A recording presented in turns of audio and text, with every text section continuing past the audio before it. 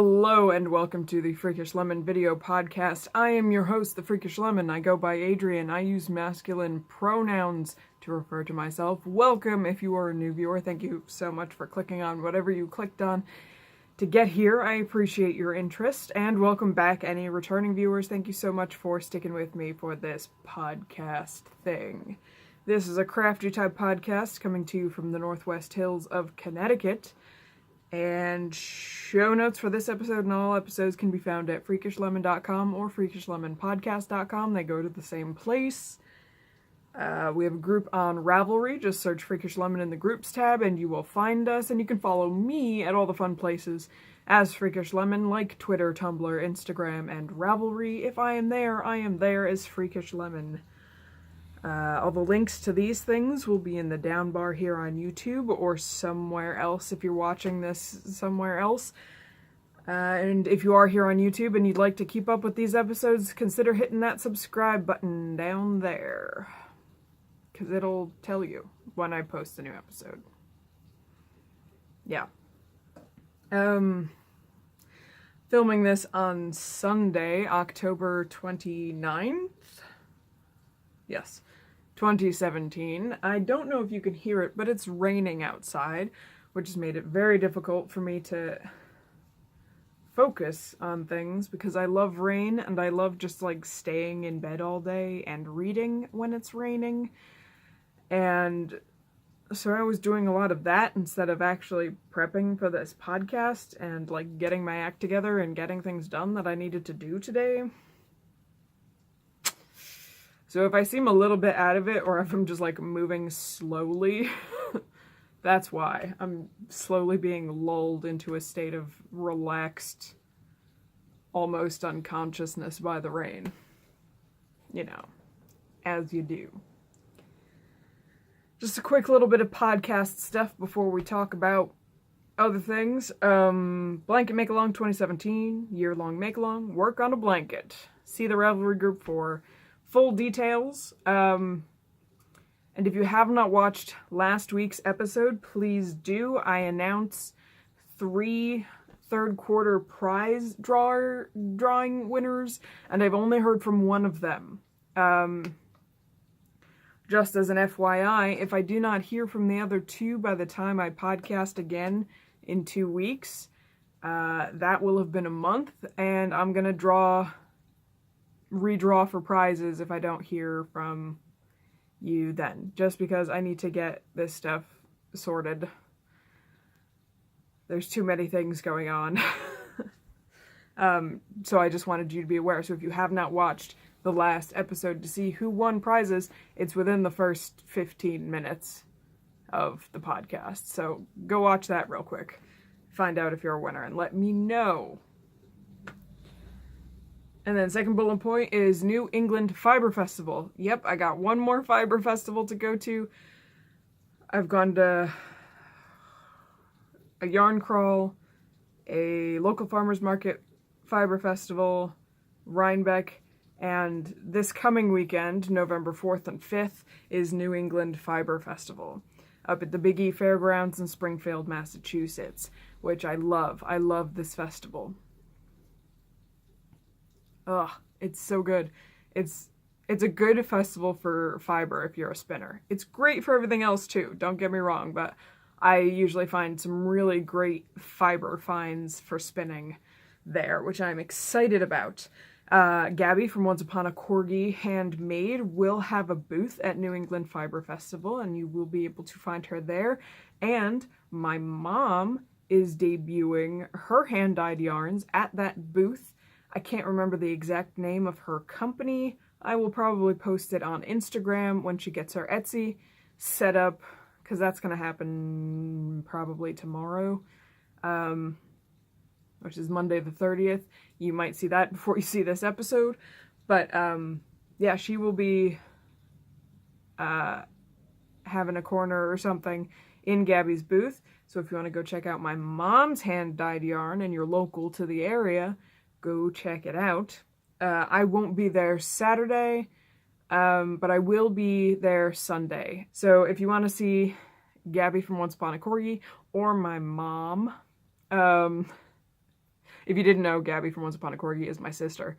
So if you want to see Gabby or our mom, they'll be there all weekend. I'll be there on Sunday if you want to say hello to me, and feel free to come up and say hello to me if you see me there. That's totally cool. Yeah. Yes, but I'm looking forward to it. I love that Fiber Festival. It's a nice, like, round out the Fiber Festival month and a half that we have. The Northeast area has a lot of local fiber stuff going on. And we try to hit as much of it as possible, which is probably financially inadvisable, but it is a lot of fun. So just a couple of quick life stuff things. Hands, doing okay. I did go see an orthopedic doctor this past week. He's leaning towards carpal tunnel syndrome, which a lot of you have been saying, you know, that sounds like that. And yeah, it does. So we're working on that. And then the only other bullet point I have is Rhinebeck, which was this past weekend, the 21st and 22nd. And I'm not going to talk about it here just because I'll probably talk for like 10,000 years.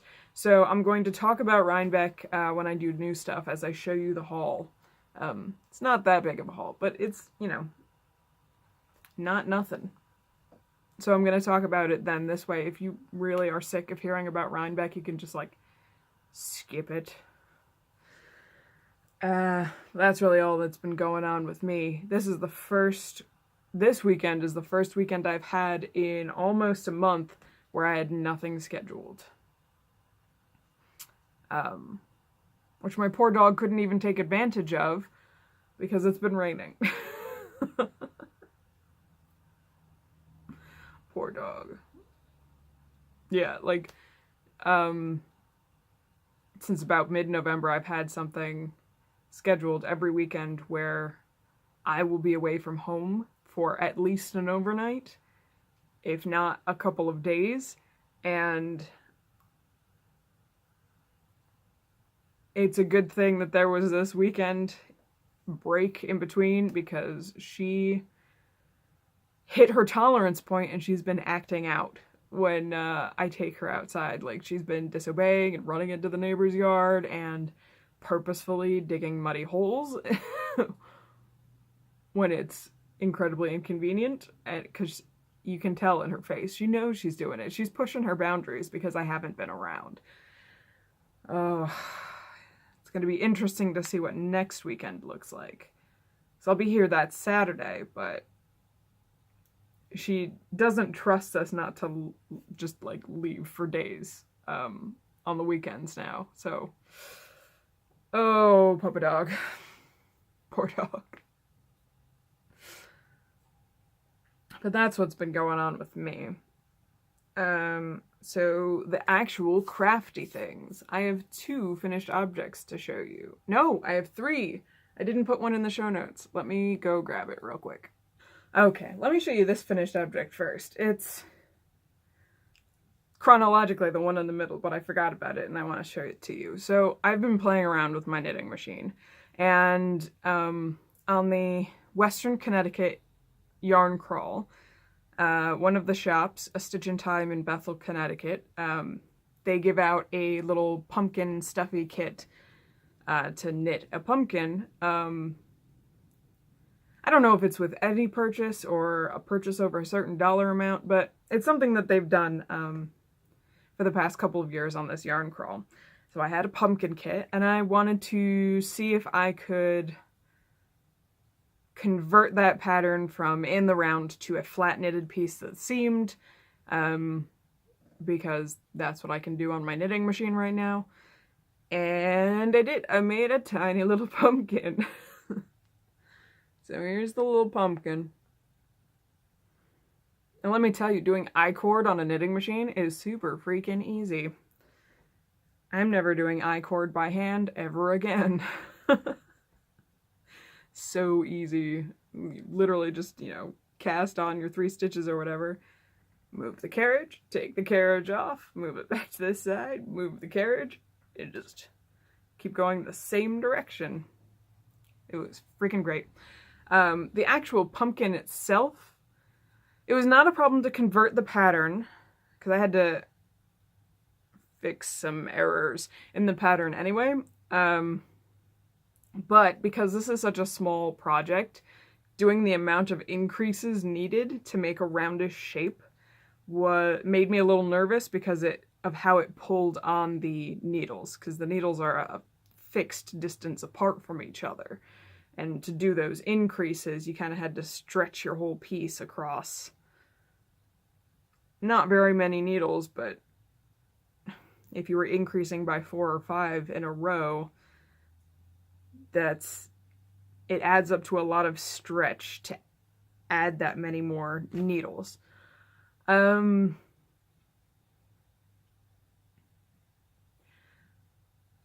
say I'd probably do it again for a stuffy, but not one this small. It would have to be something that's a little bit bigger so that because if there's more fabric to begin with, you have more stretch in order to do the increases that you need. Whereas, there's only so far you can stretch with your 8 stitches to start with. But, yep. So I finished the little pumpkin. And I don't remember what settings my machine was on or anything. I didn't write any of that down. But the first proper finished object, which was pretty close to being done last episode, is my Rhinebeck sweater. It's funny that I call this the Rhinebeck sweater because it's actually named the Western Connecticut Yarn Crawl 2017 sweater because I bought all these yarns on that yarn crawl. So here is the finished sweater. There's a sleeve. It's drop shoulder construction. There's the other sleeve. There's the body. There's the back.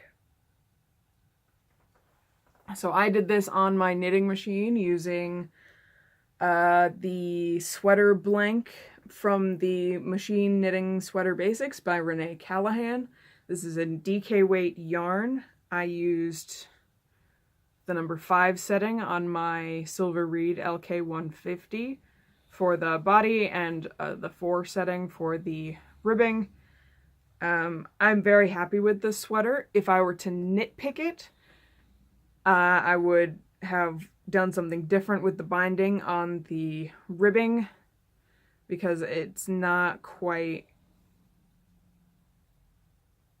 The binding is not quite at a gauge that I think makes sense for how tight the ribbing is just before it, so it kind of flares out a little bit. And the tiniest of nitpicks, I would have probably added just like 3/4 of an inch to the length of the full body. Like, not even a full inch. It's just like just a teeny bit shorter than what would be like 100% the best fit ever for this sweater. But I love wearing it. I've worn it this weekend. While it's been cool, I wore it in the mornings at Rhinebeck because as soon as the sun came out, everything started boiling. So, and after dark at Rhinebeck too. So if you saw me when there was no sunlight out up in Rhinebeck or Kingston, New York, I was probably wearing this sweater. But yes, I'm very pleased with how this turned out, and I can't wait to do another sweater on the machine. And then the last finished object is I finally forced myself to sit down and finish this gray button-down shirt this morning. So it's a shirt. Let me unroll one of these sleeves. I put it on a few hours ago to make sure that it fit, which I'll talk about in a moment. So the sleeves are rolled up because I always roll up my sleeves, but the buttons and the buttonholes are there. I didn't skip out. The only thing I skipped out on because, one, I didn't know what I was doing, and two, who buttons collar buttons? This collar buttonhole is too far over, and it doesn't line up with this section of the collar, and I never button my collar, so just note to self, just don't even bother putting a buttonhole there. I'm never gonna button that. Might as well not include it. So yeah, so I finished this shirt.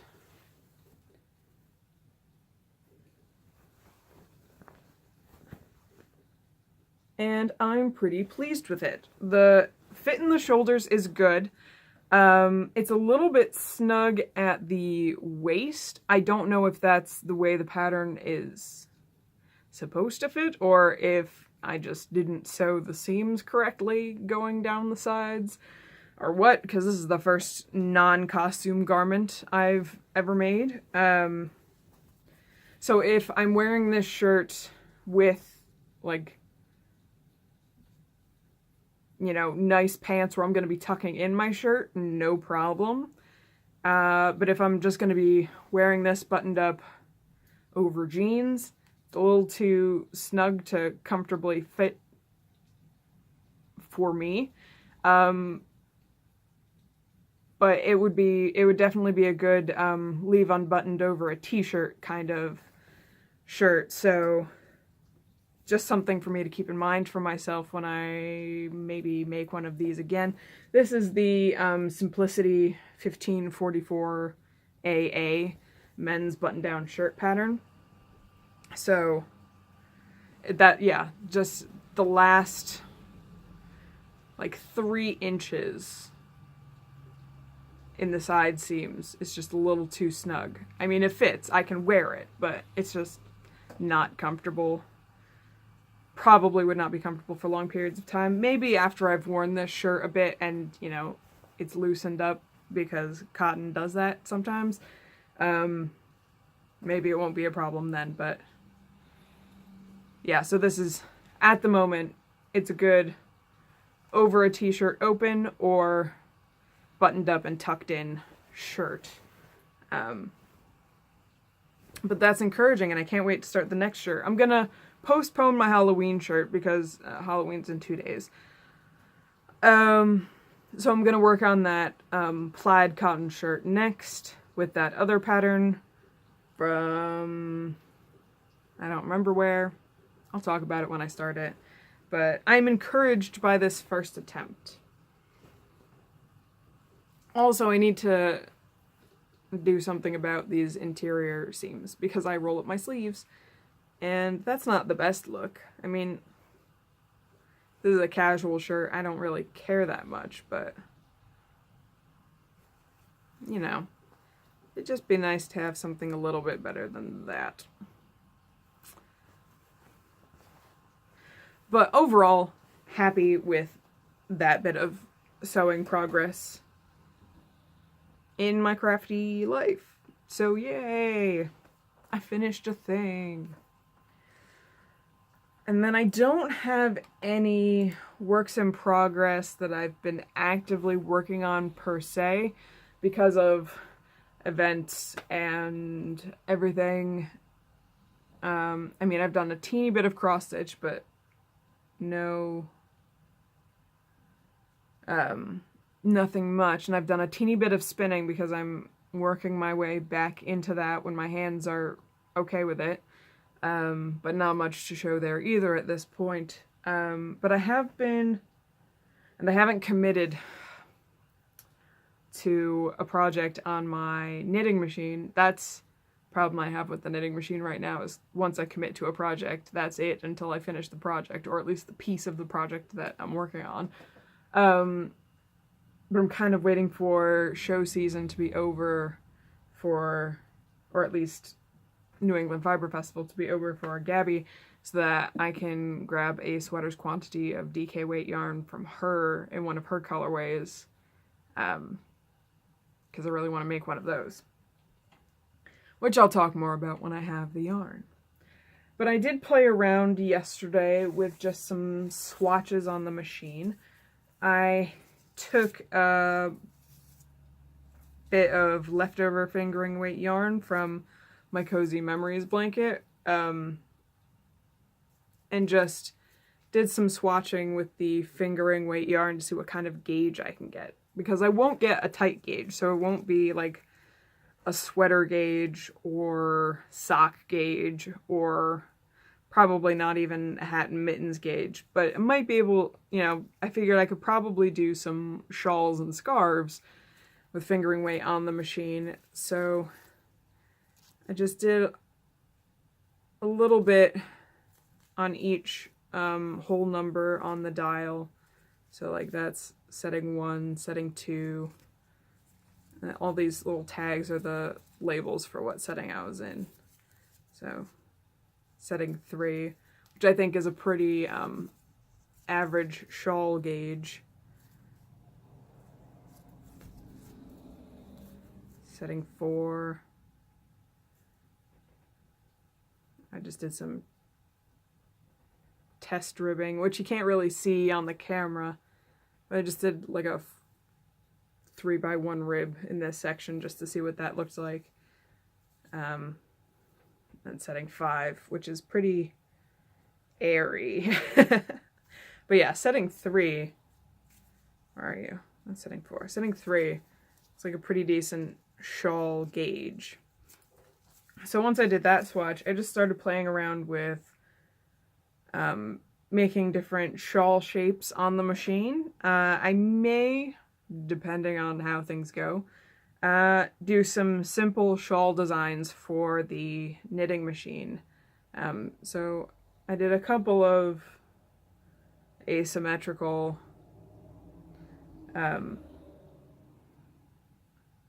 which is probably the easiest shawl shape to do on the knitting machine, because the maximum amount of stitches you can have is 150.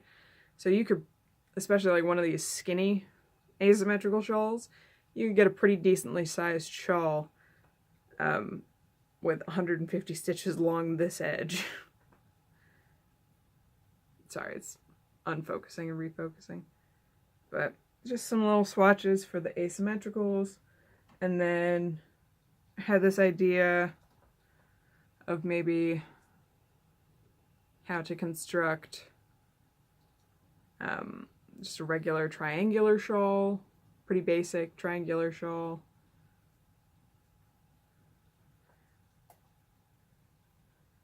And then this kind of, I mean, this isn't the best representation because these yarns are slightly different. Like, this gray is obviously heavier than this blue.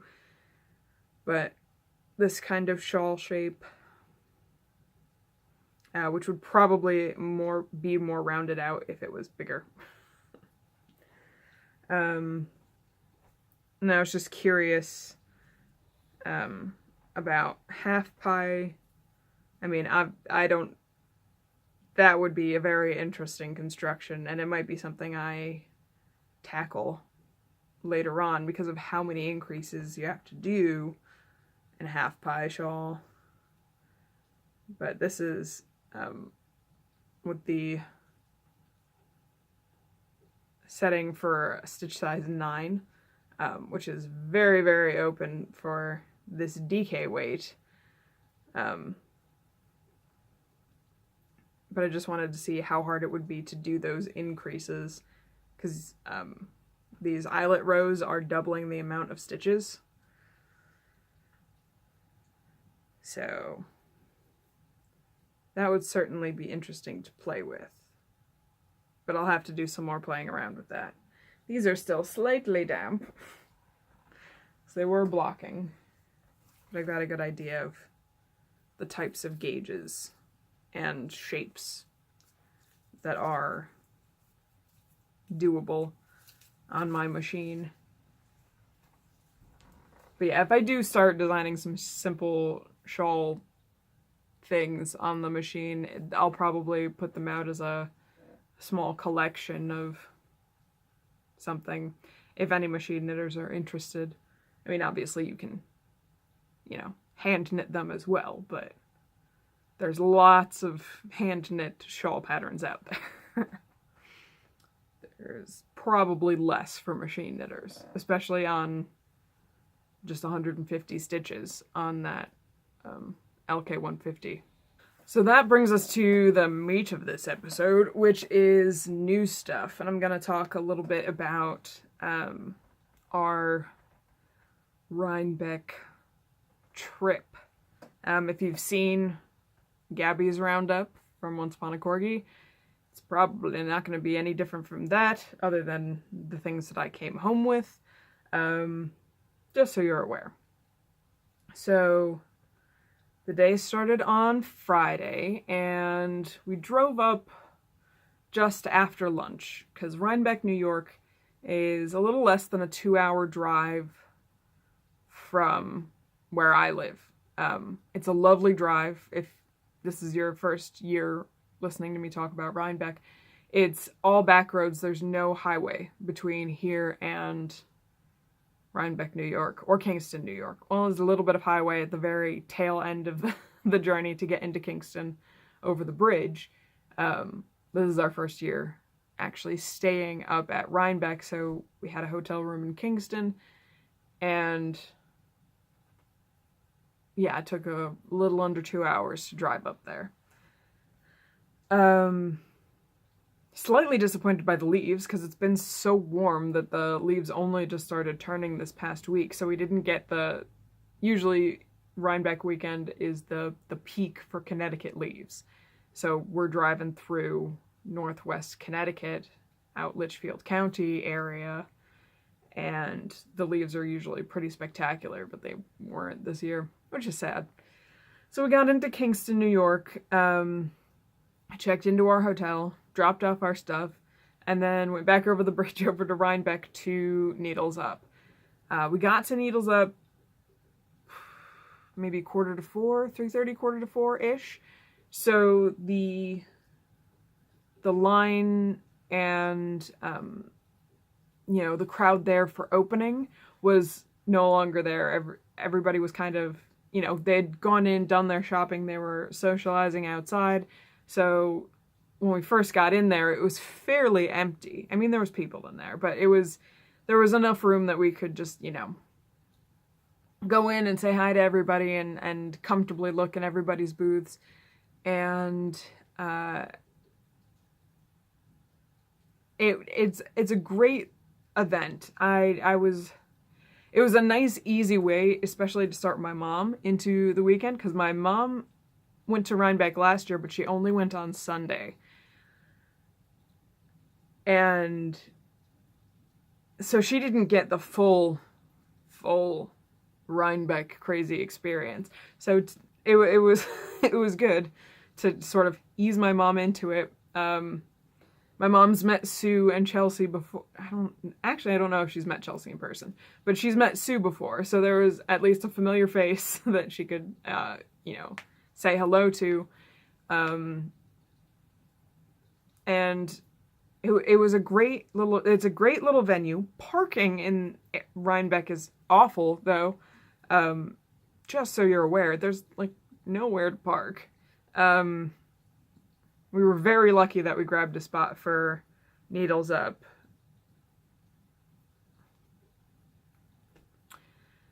It's a small town. There's not that much parking. So yeah, we went to Needles Up. It was lovely, and went into all the booths and looked at all the stuff. And I know a lot of people have talked about Needles Up, so it was Andy from Andre Sue Knits with her booth with her sock blanks, and Bundle Up Betty and hand-dyed yarn, and Legacy Fiber Arts with their hand-dyed yarn, and Amanda from Classy Squid Fiber Company with her fiber, which I was so tempted to buy, but I'm gonna see her this weekend at New England Fiber Festival. So that's where my money will be spent. And there was Sucre Miniatures, and Amy Beth, the Fat Squirrel Speaks bags. Yeah, we probably spent We didn't spend that long actually shopping in there. We mostly ended up in a conversation circle in the middle of the room that people came and went from for a while. It was very social, that event. I did walk away with a couple of things. I made a purchase from Sucre Miniatures, because I don't own any. It's in the plastic. I can take it out of the plastic now. Oh, if I can open this. Goodness. There we go. I just didn't want to, misplace anything before I podcasted. So, there we go. Little Halloween cookie plate with this pumpkin cookie and a ghost cookie and a little Halloween themed, like, peppermint stick type thing and a little pumpkin on a plate. Here's the little plate. So, now I officially have a Sucre miniature, which I'm thrilled about. It was really cool to see them in person. Like, I know they're amazing and they sell out so quickly on the website and, everybody talks about them, but it was really something to be able to see them in person. To just see the level of detail and the craftsmanship on those. So that was really cool. And then I walked away with, well, Andy had a present for me. A couple of months ago, she had sent me a message on Instagram asking me if it was okay for her to use Freakish Lemon as a yarn color in her hand-dyed yarns. And I said, absolutely. You can totally use Freakish Lemon as a yarn color. So I walk into Needles Up and she gives me a skein of Freakish Lemon. There it is. Which is brilliant. It's this great bright yellow. My lights are really blowing this out. There we go. So it's this bright yellow, a little bit of a greenish yellow. Kind of hurts to look at it, which is exactly as a Freakish Lemon should be. Painful to look at and annoyingly bright. So thank you so much, Andy, for giving me this. I'm kind of thrilled. I don't know what I'll use it for at this point, but I'm thrilled to have it. That's really all I walked away with Amber threw a mini skein at me. Amber was giving away prizes to people who walked in the door, and she immediately chucked a mini skein in my face.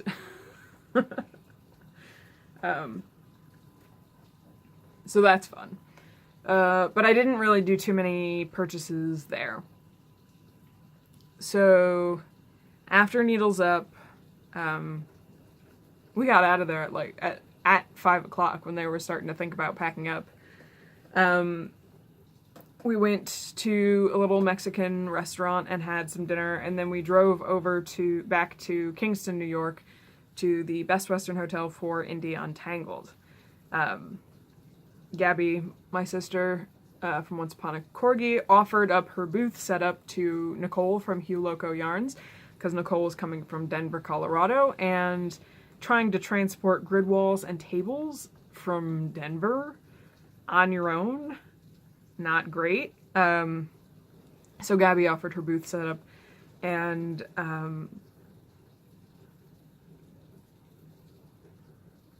yeah, so we went to Indie Untangled, and that place was packed. If you watched any other recaps, you'll know. It was Sardine Town. I recognized a lot of yarn and fiber artists there to vend their wares, but I didn't look at any of the booths, barely, because we couldn't move. Mom and I did a shuffle through both rooms and kind of shuffled back over to Nicole's booth, which was in the corner.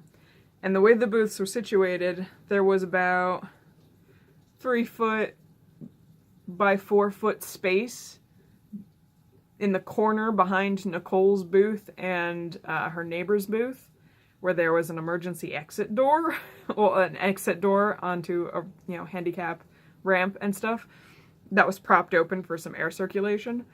And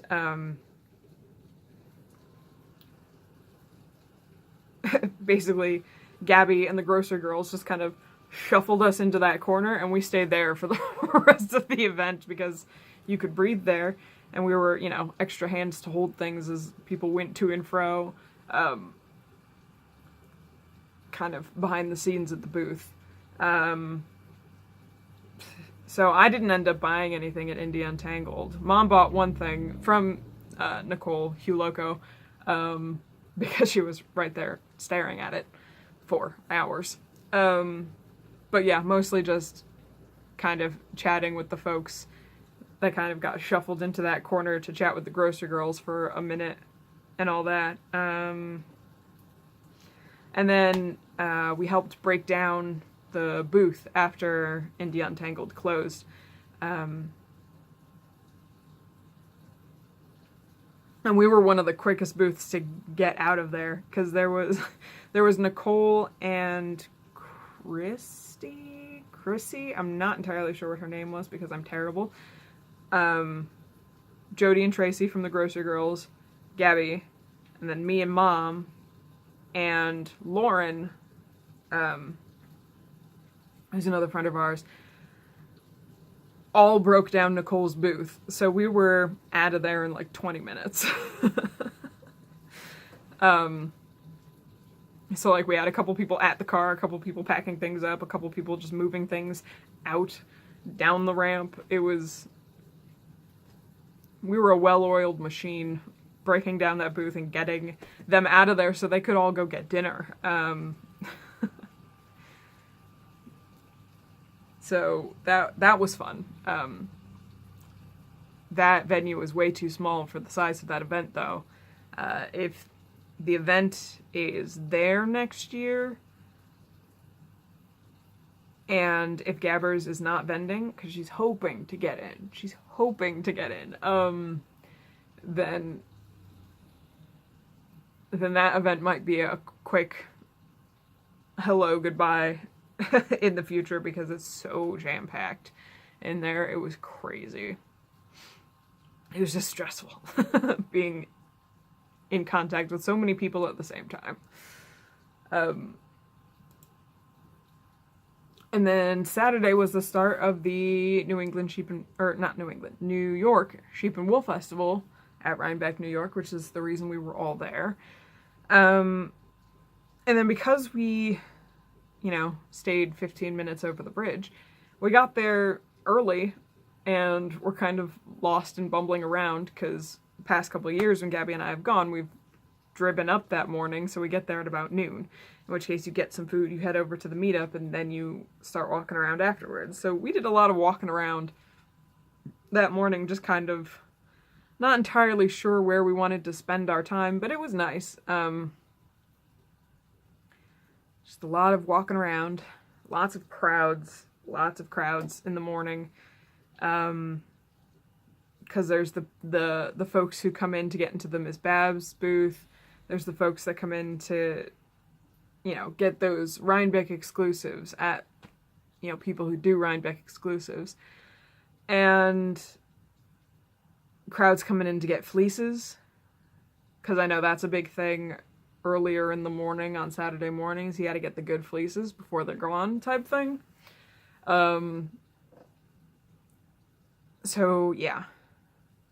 And then we went over to the podcaster meetup, which is an overwhelming, wonderful thing. It was so great to see some of you that I've met before. So great to see some of my other podcasting friends, and to meet some people who I've never met before. I don't remember anybody's name if you introduced yourself to me, because I'm terrible at both names and faces. So you could come up to me tomorrow and say, hey, we met at Rhinebeck. I might not remember you, because I'm awful at everything, and everything's so overwhelming that I kind of panic and start repressing. But, So if I seemed a little dazed and just out there when you came up to me at Rhinebeck, I'm sorry, but that's kind of how I deal with being around people. But it was really great to meet anybody who came up and said hello. And there were some people, you know, giving out goodies to podcasters and stuff. These minis from Lauren, who I met last year. I remember Lauren. She's a yarn dyer these days. Color Wheel Yarns. Can you focus? So if you're interested there. And put that back out. Get that out of the way. I'm making things harder for myself.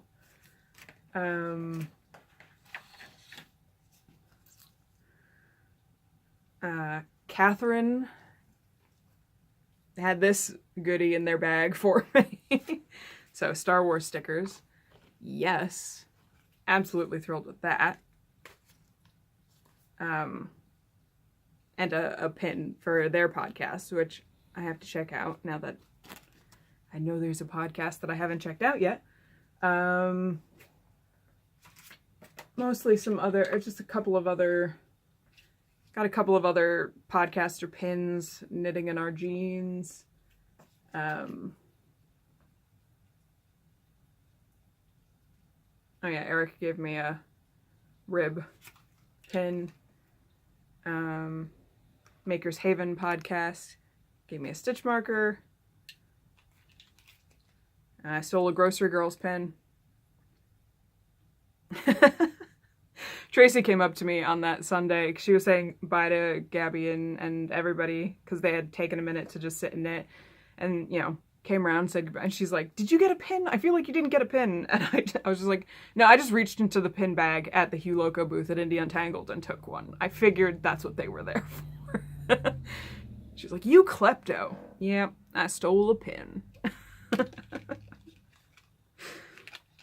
I mean, they were practically just chucking these things into the crowd because so many people wanted to see them because, you know, their first Rhinebeck, and if you're not going to Canada, chances are you aren't going to run into them unless, you know, you happen to run into them in Denver while they're filming their Craftsy show. Oh God, I'm so incapable of remembering anything. But yeah, so they were chucking those pins around, so I just grabbed one. But they were gonna give me one anyway, so it's okay.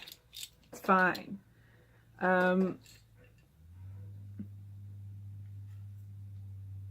then lovely Yuki, who a lot of people have been talking about because she came all the way from Japan.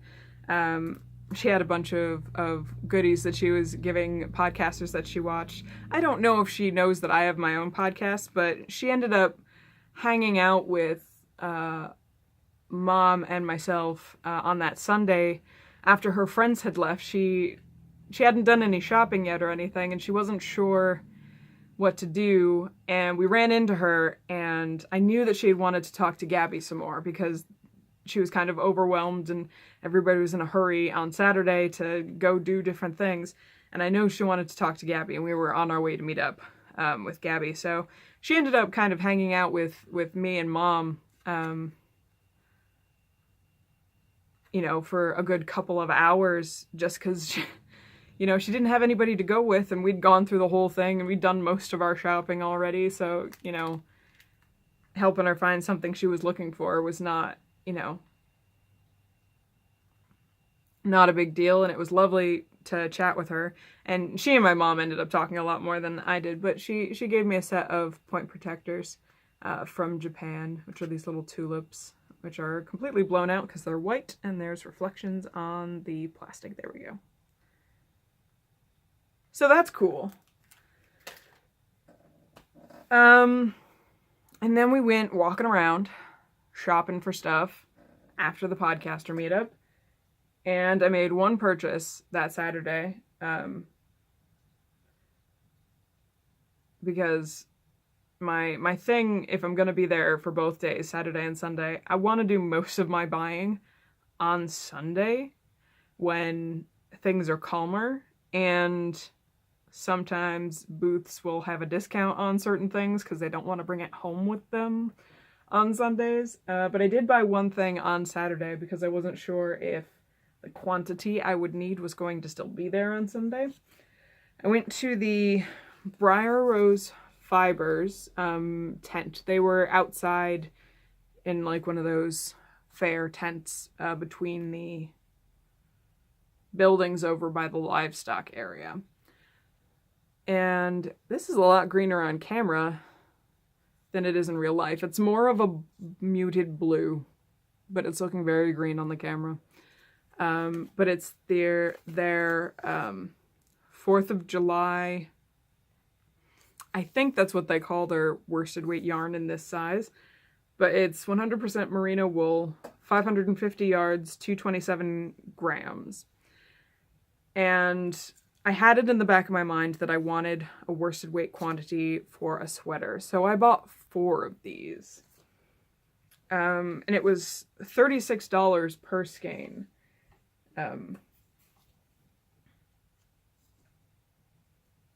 So I bought 4 of them.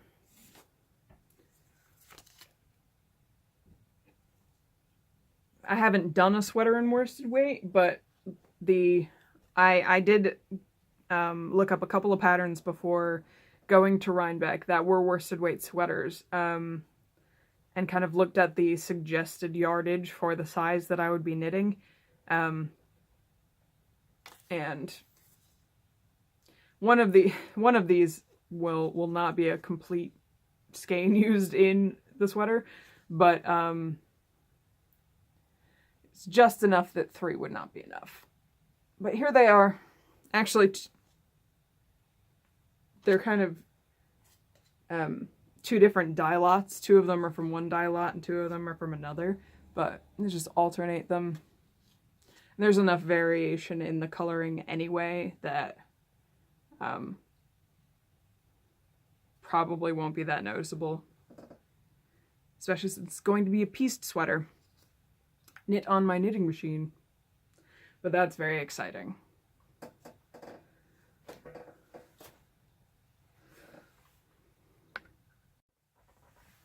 So then Saturday after the event, that was a pretty horrible couple of hours immediately after the event because there was a car accident right there on Highway 9, where the fairgrounds is, and there's no good way to get around it, really, and because of that accident, there was traffic everywhere headed away from the fairgrounds, and we ended up sitting in traffic for a million years before just, like, turning around, going to get dinner, and then going to the house where, Chelsea and Sue from Legacy Knits, and Eric from 6 Plus Twine, and Connie from Chile Knits, and I don't even remember who else was staying there. But they had a house in Rhinebeck, and they invited a few podcasters over for hanging out after the event. And so we just went over there, hung out there until about 11 o'clock, 11:30, something like that.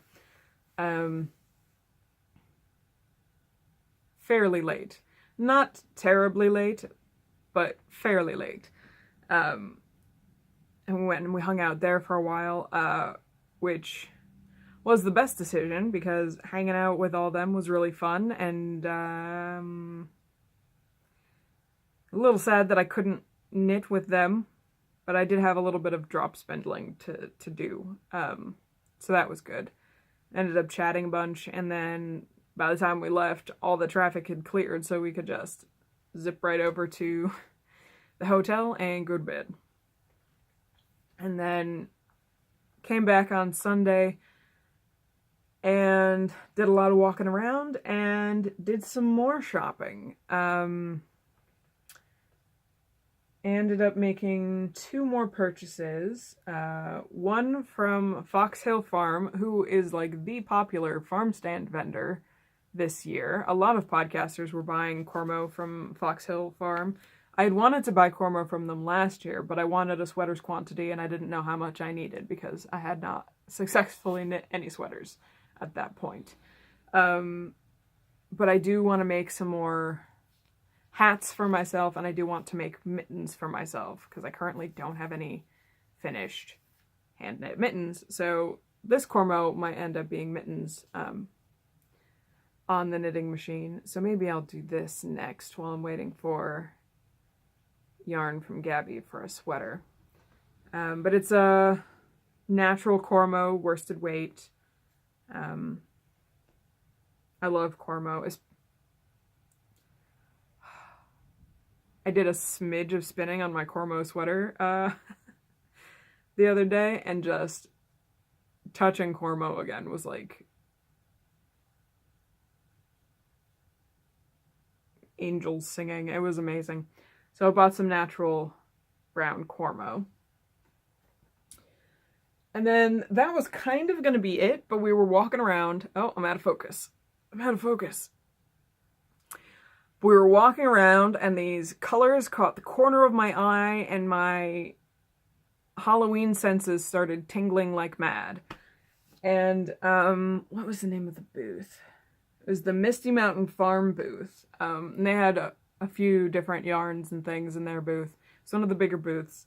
And they had these yarns from Blue Ridge Fibers. They're kaleidoscope worsted.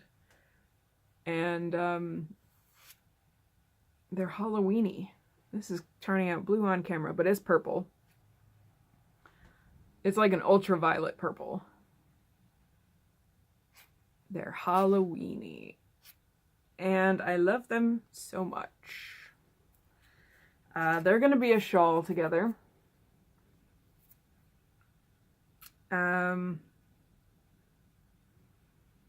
Yeah. They're going to be a shawl together. But I kind of want it to be a giant shawl.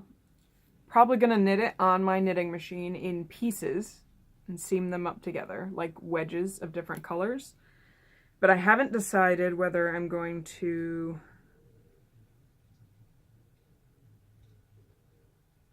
kind of stripe them with black, or use black as the accent, or try to get more of these colors as the accents. I don't know. But I'm excited about it. And I'm going to keep my eye out at New England Sheep and Wool for these. I'm excited. This is a Halloween project that I will work on out of season. I'll have this ready for Christmas. I'll be wearing Halloween colors at Christmas. I don't care. Perfect. And that's really it for my Rhinebeck purchases. I do have a couple more new things that I want to share with you. I do have the Once Upon a Corgi series of unfortunate events Final Club colorway. So if you haven't gotten yours yet, I think you've gotten yours yet. It's the end of the month. But if you don't want to be spoiled for it, turn away. The shortened title is You Are In Fact in the Dark, and she told me she was going to do this, and I love it so much. But the full title of this yarn is a paragraph long. And it's some prime Lemony Snicket writing. I love it. But I'm going to show the colorway on the count of 3. I won't say anything, and then I will put it away, and you can look back when I'm done. So, 1, 2, 3.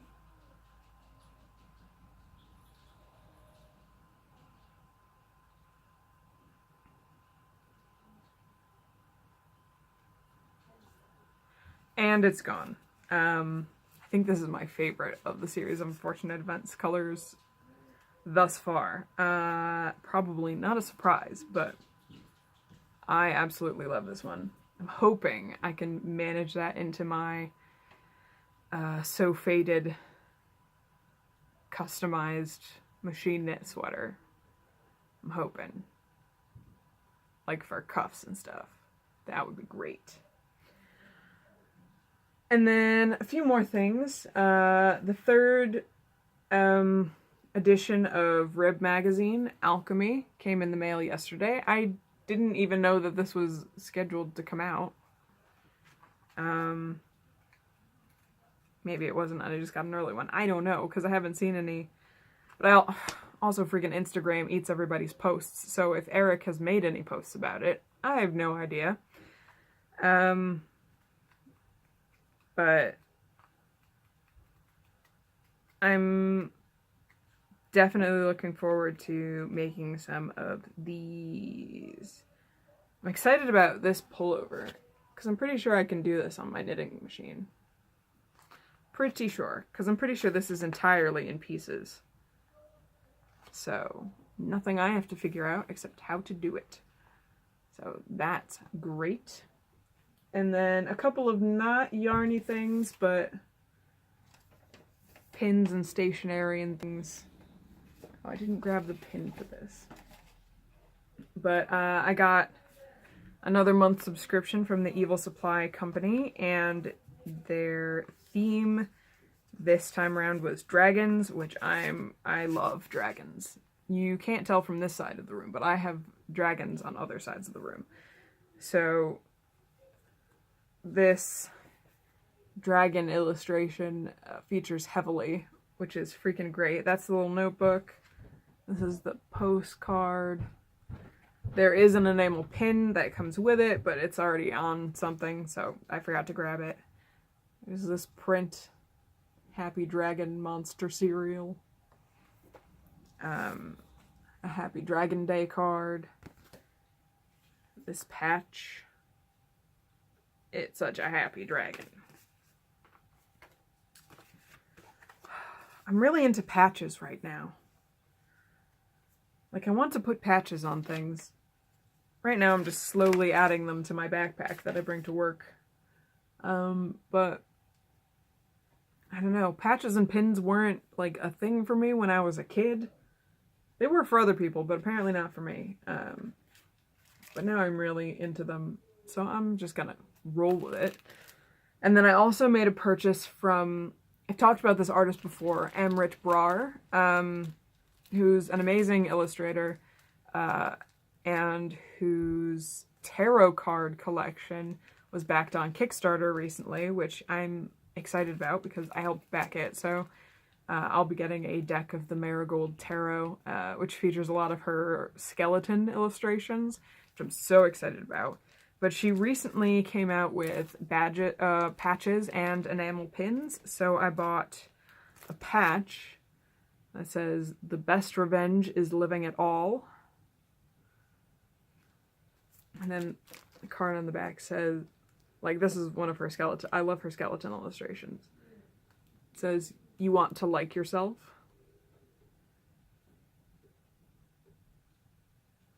But yeah, based on the phrase, "the best revenge is living well," well, the best revenge is living it all. And then she came out with, I'm going to take this one out of the plastic, so it's manageable to do that. These bat enamel pins. Oh, it's so reflective. Hang on, let's see if we can get that to focus. Here we go. She has a couple other enamel pins too, but this one really was speaking to me. I might wear that one to work tomorrow on my shirt collar. Hello. Here we go. Because Tuesday on Halloween, I'll be wearing a costume because I dress up for work. Even though they've removed the costume contest categories that I always won, so I don't win prizes anymore, but I still dress up for work. Because I'm a cool kid. And that's it for new stuff and Rhinebeck recap and all of that fun stuff. Hopefully that wasn't too terribly rambly, because I'm hoping I can shorten my normal rambling for the next couple of things. Because we're going to move on to other stuff, and you know I talk a lot in other stuff. So, haven't been really listening to anything, because we just re-listened to an audiobook in the car for Rhinebeck, and Mom and Gabby didn't really pay too much attention to it, and I just put it on because it was something familiar, because it was Kenobi by John Jackson Miller. And I haven't really done too many podcast or audiobook listenings in the car since, because I've just been replaying Pink's Beautiful Trauma album over and over and over again. So that's how I do music. But stuff I'm watching, Stranger Things Season 2 came out this weekend. So I watched the whole thing yesterday. As you do when you've got no plans and you're just hanging out with the dog all day. It was really good. I'm really pleased. I definitely want to rewatch. I think I need to rewatch season 1 as well. But a great follow-up to season 1. Had the right feel, the right level of awesome. Very pleased. Very pleased with some of the new faces we had in that season. Some interesting characters to include. And then I watched, mostly listened to, I just kind of had it on while I was prepping for the podcast, Beyond Stranger Things. I don't know if they did one of these for season 1 or if it was an independent project, but it's on Netflix, where the host does basically roundtable discussions with various members of the cast about different parts of the show and stuff, and it was pretty interesting. It was really cool. I like listening to those kids talk about their experiences with the show and that kind of stuff. And then mostly I've been catching up on podcasts. I've been skipping episodes and watching Rhinebeck recaps because that's always fun, and just trying to get that queue under control. Stuff I've been reading a lot of fanfic. Surprise. No books again this week, but lots of fanfic. I'm gonna try not to be as verbose with these as I was in the past couple of episodes, because I've got a lot of them to talk to you about. I've read a lot more than what I have here, just so you know. I read a lot of fanfic, but these are the ones that I feel are worth sharing. So the first one on the list is 1,000 Words by Ailey17. And the summary is, Harry never could have predicted how much his life would change after making a surprising discovery at the Dursley household the summer before second year. The young wizard returns to school looking for answers and ends up finding a whole lot more. More mentoring between Harry and Snape. Like it said, summer before second year. Petunia decides she needs to scrapbook. And Harry stumbles across an old photo of the Evans family when the girls were young, and just kind of scoops that into his pocket and brings it upstairs to his room. There's an altercation with Vernon where he finds the photo album that Hagrid gave him with the magical photos of his parents. And destroys those photos, just starts ripping them up. So by the end of the summer, the only photo that he has of either of his parents is a Muggle photo that he stole from Petunia, and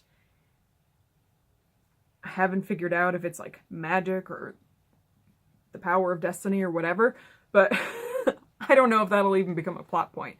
But it was an Evans family photo, and when Harry digs it up again after Vernon destroys all the other photos just to make sure that he still has a photo of his mum, it changes from an Evans family photo to a photo of young Lily and Severus in a park. And he recognizes little Severus Snape. So he goes to school with 2 missions. 1, to fix the photos that Vernon destroyed, which leads to some really cool interactions with Colin Creevey. And 2, wheedle some information out of Snape. Because clearly Snape knew his mom at some point. So lots of awkward tensions where Harry's just trying to, like, gauge whether or not he can ask questions, and Snape, like, reluctantly making deals with him, like, if you get this done, then I'll tell you this. If you rewrite this essay so that it's perfect, I'll tell you this. Like, and they end up kind of a bartering, mentoring relationship, and it's actually improving Harry's grades quite a bit, especially potions. So it's a really good fic, and it's still ongoing, so I think there was an update, actually, between when I first read it and looking it up to add to my show notes, so it's ongoing. And then a Star Wars fanfic, The Belonging You Seek by Willie Queen. A chance discovery gives Luke and Leia a glimpse into who Anakin was and leads them to more than they ever expected. More questions, more answers, and more family.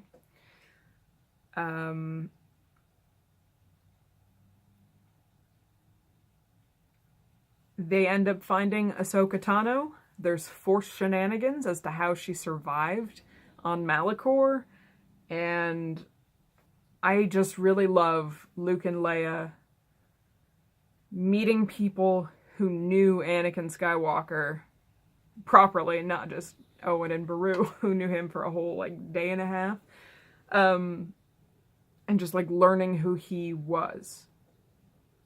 Because that's always an interesting dynamic, because of how each of them has prior conceptions of Darth Vader or of Anakin Skywalker. It's really interesting. And that one's ongoing, and I love Ahsoka, so always gonna recommend fic with Ahsoka, especially Ahsoka and Luke and Leia being family, because, like, they would be considered as close as siblings,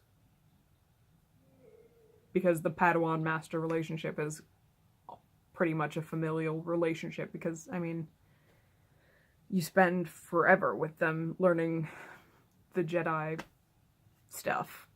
So, yeah. I just love Ahsoka, and I love Luke and Leia learning about Anakin Skywalker. It's so great. And then there's, back to Harry Potter fic, Guardianship by the Slytherin writer. After some startling revelations come to light, it's decided that Harry can no longer stay at number 4 Privet Drive. The only other option is for him to become the ward and responsibility of Potions Master Severus Snape. Follow Harry into his 5th year at Hogwarts School of Witchcraft and Wizardry as Voldemort returns and Harry needs his friends more than ever. It's one of those, Dumbledore gets a report from Mrs. Fig that Harry's in trouble, so he sends Snape to go check on him. But I like this one. I like this one because Snape's more grumbling that he's being sent on this errand more than the fact that it's an errand to check on Harry. And then as soon as he enters the Dursleys' homes, he's like, no, Harry cannot stay here. Like, kicks down the cupboard door, grabs his trunk, and is like, we're leaving. I love that. I love that there's no hesitation. He's just like, nope, this kid is not staying here. And before they discuss the guardianship, basically, Snape sits Harry down and is like, I need to apologize to you because I am the adult here and I let personal biases get in my way of seeing something that was wrong with your home life. It's like, if you had been a Slytherin, I would have caught this sooner, and I am sorry that I did not. Like, they clear the air, and then they're like, yeah, this will probably work, this guardianship thing. This is surprisingly tolerable. But they decide to keep it a secret. Only Dumbledore, McGonagall, and Madame Pomfrey know for, you know, head of house and medical reasons, because if anything severely wrong happens, Pomfrey or McGonagall would have to... It's changes on the paperwork type things, but they decide not to tell anybody else because of Severus's standing. They don't know whether or not he can return as a spy type thing, while being the guardian of Harry, so they, just kind of keep it secret to feel that out, which means that Harry is not telling his friends something that's very important that's happened in his life and is turning out to be a good thing. He's really liking exploring this familial and mentoring relationship with Snape, but he can't tell his friends about it, and when it comes out, it's really an interesting thing for Harry to juggle during a kind of, Order of the Phoenix type story. Definitely worth reading. More Harry Potter fic. Rage by Puppy on Crack. You gotta love usernames, man. Summary is, Harry has had a shit life. His parents were dead. He had nearly died multiple times. He's always on the news, and one of his friends hates him at the drop of a hat. To make it worse now, he has to face down a dragon in the Triwizard Tournament. He is done. Harry is pissed, and he is going to make sure that they all know it. He's taking his stand right now. Yeah. It's like if they took Harry's anger and frustration from Order of the Phoenix, just transplanted it a year earlier, and he just went, nope, screw you guys. It's really great. He just refuses to participate in the tasks in a way that makes sense to the wizarding world. He, Dumbledore call him up to his office, and he's like, no, I'm not gonna do this. You're forcing me to participate in this competition that's only supposed to be for legal adults. I'm gonna emancipate myself. Here's my lawyer. He starts taking steps to actually be in control of his own life, and he just kind of stops caring about what the wizarding world says about him anymore. He just, nope. Being forced to participate in the Triwizard Tournament is the thing that breaks his respect for everybody. But he ends up kind of building a respect for Snape, because Snape's the only one who's not treating him any differently. And actually ends up helping him sort of navigate this really awful situation that he's found himself in. Closing In by Morning Elegance. Summary is, what if Lupin had been unable to teach Harry the Patronus charm, and the job had instead fallen to Snape? Because we know he can cast one. How would their relationships have grown as Snape came to care for Harry and discovered the secrets of his home life? Alternate third year, mentor guardianship, Dursley, abuse and neglect. Pretty self-explanatory. It's fairly close to following the events of Prisoner of Azkaban. But it's a really interesting dynamic between Harry and Snape and Lupin. Because Lupin wants to be involved in Harry's life, the same way that actual book Lupin does, but because he can't teach him the Patronus charm, he doesn't feel like he has a good way to talk to him about being friends with his parents and stuff. And because Snape is the one teaching him about it, he then has this interesting counterbalance as he tries to learn more about his parents when they were all at school together, learning about Lily through Snape and learning about James through Remus. It's really interesting. Oh boy. There are more fics on this list. I'm really sorry. This one is really interesting. Improbable Foundations by Imagination 94. The war has ended, and now 12 students return to Hogwarts to finish their education as 8th years. Severus, having survived Nagini's bite, which I think is the only alternate universe version of this, will also be returning. Now free from his former masters, he hopes to redeem himself in his new role and repair broken relationships.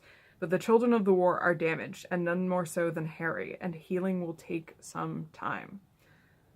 So basically, the 8th years from whatever house they were in end up as their own separate house.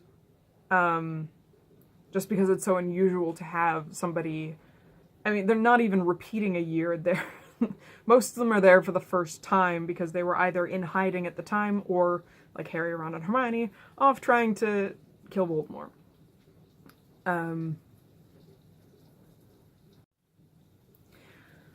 So Headmistress McGonagall ends up just putting them into their own house. They have their own private rooms. They're being treated as adults, just need a place to put them. And decides that Snape is going to be their head of house. Because Slughorn's still on, I think, for potions. So he'll... Or Sinistra took over for Slytherin head of house. Either way, they've managed it because of his experiences as a spy and having spent so much time in this war, he would be the best to handle their unique needs now that they're going to have to adjust to peacetime after having been child soldiers, basically. It's a great look at them trying to adjust to their return to their regular lives. And it features a really interesting unhealthy attachment between the Golden Trio because they spent so much time together fighting Voldemort, and lots of trying to get them to accept help when they need it. Another Harry Potter fic, Aftermath of Dementors by Kara BC03. After Harry saves Dudley from the Dementors, Dudley suddenly realizes that maybe magic isn't so bad. This leads to some questions, and to some revelations that lead to Harry being saved from the Dursleys. Or the one where Dudley is actually a decent human who was just brainwashed by his parents into certain beliefs, and Vernon Dursley is a monster. Yeah, it's not a very long fic so far. I think it's still ongoing. I don't know how long it's been since it last updated. But yeah, Dudley has like a light bulb moment where he's like, wait a minute. Apparently he was ignorant of some of the punishments that Harry would receive from his parents. You know, beatings, whippings, that kind of thing. They weren't often, but, you know, like Dudley didn't know that Vernon hits Harry. He did not know that. So he has like his eye-opening moment. And apparently he was so different after the Dementor attack, even just in that, like, day, that his parents accuse Harry of putting a spell on him. And he's the one who takes action to get Harry removed from the house so that his dad doesn't beat on his cousin. Again, it's a short one, but it has a lot of potential, and Dudley's light bulb moments were pretty great. Another Harry Potter fic. This is Marauders era fic. It's called Who's Going to Be on the Plate by the Elusive Badger. Lily Evans spots extra plates at the dining table, sees her boyfriend bring a dog to meet her parents, and smells roast beef cooking throughout the house, then promptly remembers 3 things. 1, that Vernon Dursley is a louse, a bore, and a prat, but he and James should never be allowed near each other ever again. 2, that James is way too attached to man's best friend, and 3, that James is a vegetarian, so all her mother's excellent cooking skills are wasted on him. She'd thought nothing could go wrong the day she introduced her boyfriend of a couple of months to her parents, but as always, the universe contradicts her. Hilariousness ensues. Some highlights. Padfoot the dog. At a Meet the Parents dinner. James Potter walking into Lily's parents' house and sees a mounted stag head on the wall.